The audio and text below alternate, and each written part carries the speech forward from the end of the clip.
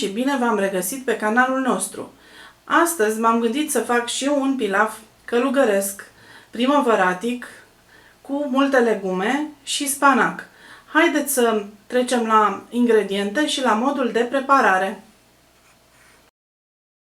Orezul Camolino de la Panzani, special pentru pilaf, ulei de măsline, câteva frunze de pătrunjel, câteva frunze de spanac și următoarele legume: ciuperci, ardei capia roșu, 2 ardei iuți verzi, 2 morcovi, un dovlecel și o ceapă. Bineînțeles că vom începe cu mărunțirea, cu tăierea legumelor, după ce le vom spăla foarte bine.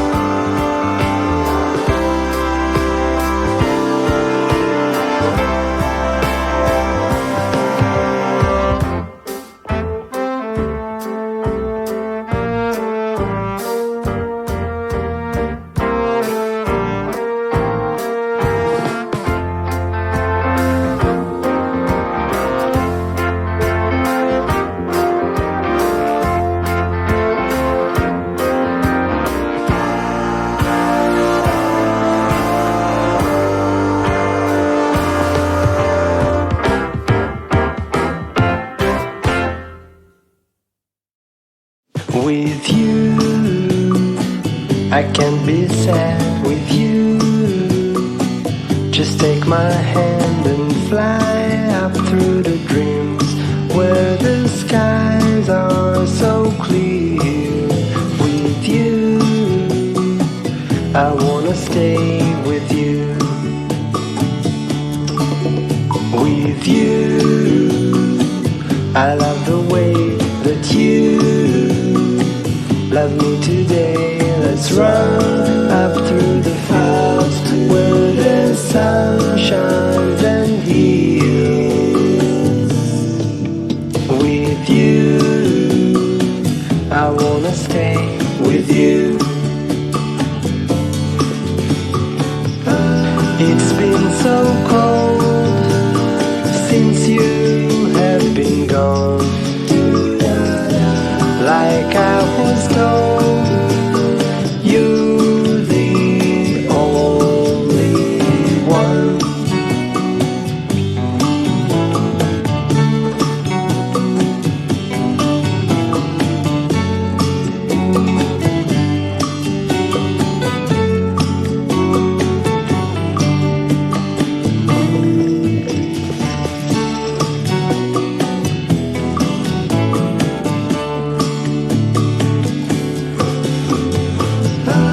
It's been so cold since you have been gone. După ce am terminat mărunțirea legumelor, am pus o cratiță încăpătoare pe foc, am turnat puțin ulei de măsline, acum aștept să se încingă uleiul și voi trece la călirea legumelor.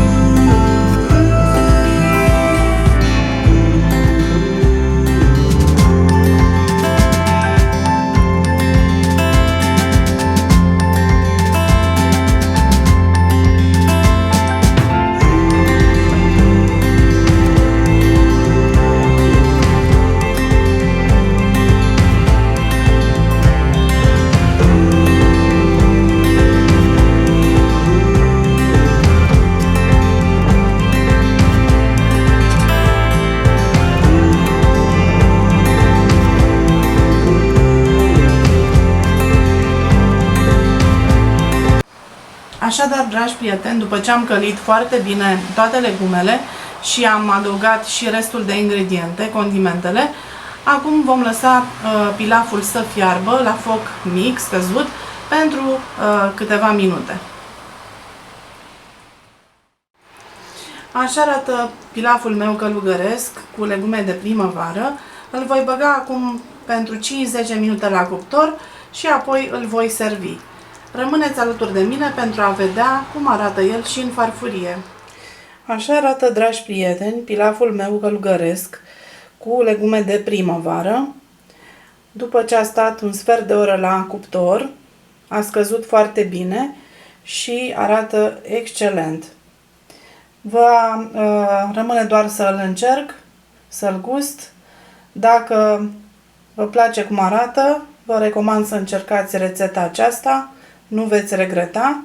Vă doresc o seară plăcută în continuare și să ne revedem cu noi rețete pe canalul nostru. La revedere!